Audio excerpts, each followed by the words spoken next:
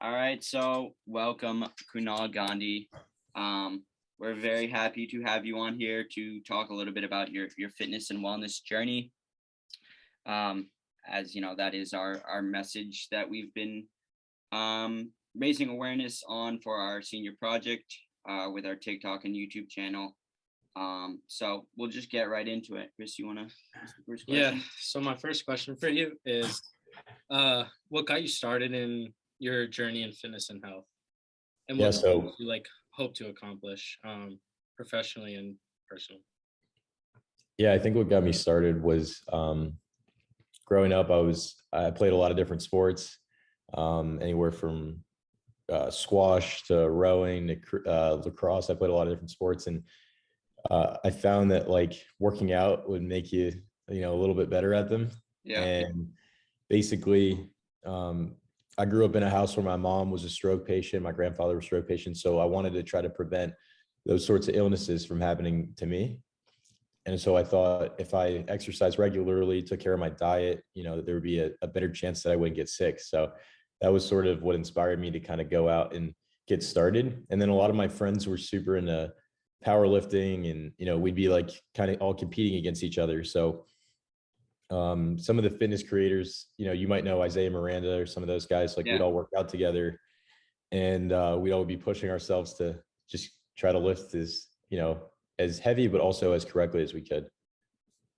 Gotcha. And so what do you do? Like, tell us a little bit about EZPT.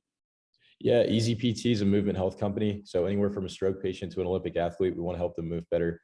The way we do it is through an app. So when you set up your phone, it's just like making a TikTok. We track 20 joints on your body, 20 on your hands, and 15 on your face. And so when you do these exercises, the app will talk to you. It'll give you exercise feedback about your form. It'll track all this data and then send it to your trainer, physical therapist, or orthopedic surgeon. That's really interesting. And who are you targeting with the app? Is it an individual? Is it a team? Is it a company? Yeah, we're super focused on the consumer market. So we basically want to, our belief is that anybody who wants to get active or get fit should be able to do so on their own. And so, personal training can be expensive. Going to a physical therapist can be really expensive if you get hurt. And so we just want to give you the ability to do it on your own and take care of your health. Right. And so what motivates you to help others? Obviously, the message behind the app and the goal is really to help others. So what kind of motivates you? And do you have any personal experiences that kind of play to that? Yeah, I think, so 2 weeks before I left for college, I went to the University of Pittsburgh. So like 2 weeks before going to college, I blew out a disc in my back. And then a couple of years into school, from not really addressing the injury, I went to PT, it didn't fix me. And my shoulder went out and then my hip went out. And so like one by one, like all of my limbs started to like not work the way they used to. And so, just going through that, dealing with it day to day, I realized that like a lot of people suffer from chronic pain. About 8 in 10 people are going to have back pain in their life. And I'm not just talking about like the acute, like, ow, my back hurts. It's more so like chronic, every day you wake up, you feel it. And so our goal was, whether it starts in your 20s or it starts in your 40s or 60s, Right. a lot of people deal with it, and we want to try to be the platform for their lifetime. Gotcha. Mm-hmm. Yeah. So we were just wondering if you could speak a little bit on your nutrition and like diet and how that plays into and a fitness regimen. If you have, yeah. Do you work out or whatever? Yeah, absolutely. So, okay, so I'll start with my fitness real quick, and then we'll jump into diet. So, in terms of fitness, I'm doing these days I'm doing F45. It's a class. I get together with a community of people locally, and we all push each other to keep working out day in and day out. I don't really have a problem with working out daily. I'll always be doing something. Right. Yesterday I did an F45 class in the morning. I randomly joined a boxing gym yesterday, so I did that last night. But then I'll play golf. Like today, I'm going to play golf if the rain stops. So I try to just keep variety in terms of my fitness, and I'm always lifting. I'm always doing core work. Like core is like sort of the foundation of what I do. A lot of people, I think a common misconception that people have is they'll save core for the end. And I think warming up by doing core exercises is really going to help you get your lifts up. You know, it's one of the largest, and it's probably the second strongest muscle group in your body other than your tongue. So I think it's really important to work on your core. In terms of nutrition, so like my diet, I think everybody's diet should be different because we're all made up of different people. And so for me, what works for me is I'll do, 4 or 6 eggs in the morning, spinach, and then I'll have 3 different fruits, 3 or 4. So I'll have raspberries, blueberries, blackberries, and then I'll do an apple or banana within like an hour. My lunch, so in the morning, I have no carbs other than fruit. And then my lunch will be a little heavier. I like Chipotle, but yeah. I'll try to make my own food these days. And then my dinner's usually a source of meat, probably about 10 ounces. I'll do a handful of veggies. I like a third of my plate to be filled with veggies, and I like another third of my plate to be filled with some sort of carb. So I like baked potatoes. Baked potatoes probably my favorite. Baked potatoes are good. Yeah. So why do you work out, and what benefits do you notice from working out? Yeah, there's like a million benefits. I think the main ones that come to my head is I want to look good and I want to feel good. And so, I don't want to ever, I think fundamentally a lot of people really, whether they say it or they don't, like they don't want to be overweight. They don't want to, have to worry about how they look in the mirror. And I think having confidence on the outside will help you on the inside as well. And then on the other aspect of it is feeling good, which I think is honestly more important.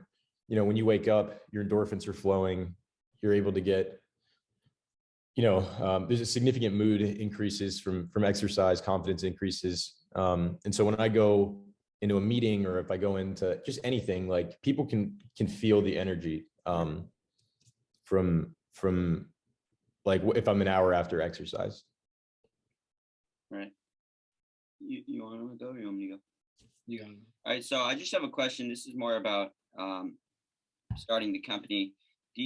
Has it been a struggle? Obviously, you're young and you're fresh out of college. Has it been a struggle to gain trust and credibility in the field being so young? Yeah, it's a great question. I think when we were starting out, like I was 19 when I started the company. It was my sophomore year of college, probably the end of my freshman year, to be honest. And so it was definitely like a uphill battle at first, trying to explain to, a lot of investors that were, late 60s, right, had hit it big on clothing brands or hit it big on like brick and mortar or like old school kinds of businesses, that a technology company in fitness was sort of where the market was trending towards. Right. It was super challenging. And I think, had we had talked to the right people pre-pandemic, I think it would have really helped us, because there was a whole digital fitness boom during that period. And I think fortunately, like once the pandemic had happened, a lot of credibility had sort of, it just started to happen because people were like, oh, like this is a real thing. People are going to work out at home. So I think at the beginning, it was definitely a huge challenge. Raising money is really hard. Trying to convince people to give you money is really hard. If you want to get credibility, just let the results speak for themselves. Like you gotta put the work in. If you have people downloading your app, if you have a quality product, like people are going to care. And right. I think the credibility aspect kind of just, you build it through by doing what you say you're going to do and then doing more. Right.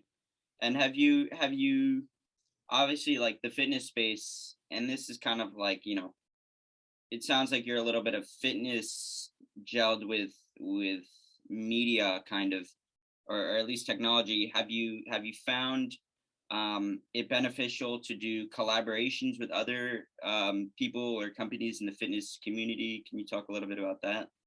Yeah. So, we've got a lot of great partners. In terms of when we were first starting out, like we would reach out to, we were super scrappy. So we would reach out to influencers on Instagram, and we'd have them send us a video. We would edit the video ourselves. Nick would edit it, and he would send it back to them, and they'd post it with a whole paragraph about what we were doing. Right. And so our app sucked at the time. We had like 5 exercises, couldn't use it. And then, fast forward to now, we've been working with groups like the Pittsburgh Penguins, the NFL, a lot of different athletes.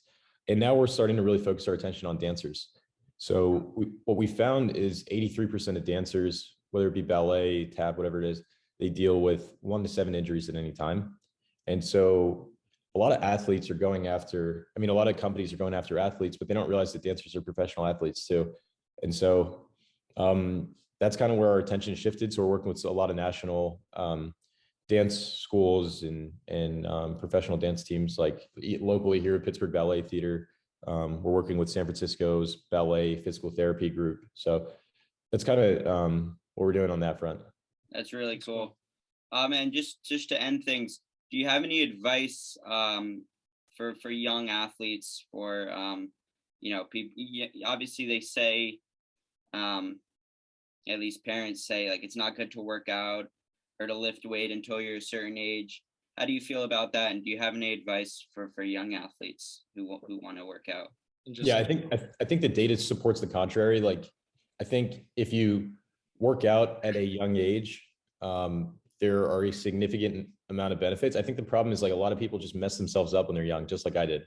And Right. I thought I knew what I was doing, but then I hurt myself, and I kind of, like, am like probably a case of what your parents tell you not to do in terms of exercise. But you live and you learn. And I think if you look at the benefits of exercise, they outweigh any potential risk. And then also, like, just show your parents that you're able to make progress, how it's affecting your social life, your grades, etc. And then also do your own research. The growth stunt stuff is a myth. Yeah. Your testosterone levels increase when you exercise. It's probably more likely that you will grow. Compression on your discs from like a heavy squat bar, it definitely does create force, but there are other ways to exercise. Like, you don't really have to barbell squat. Right. Protein powder is not bad for you. Yeah, exercise is super healthy. And I think, like, people who think that you shouldn't exercise until you're 18 or whatever, I think that they should do their homework. Yeah. Well, we agree. We thank you for coming on. Yeah, thank you. I know you just graduate. Yeah, just graduated in December. Congratulations. Thank you. Same to you guys. I know you're graduating pretty soon, right? Yeah, we'll be graduating soon, and everyone check out EZPT. But is it on Apple and Android? We are off the App Store right now. We are doing private. We have private test groups. So if anyone's interested in testing the new version of our app, give us a shout. Talk to Nick. We'll get you in our Discord, and maybe I'll see you all at graduation. Sounds good. Awesome. Looking forward to it. Thank you. Thanks. Thanks.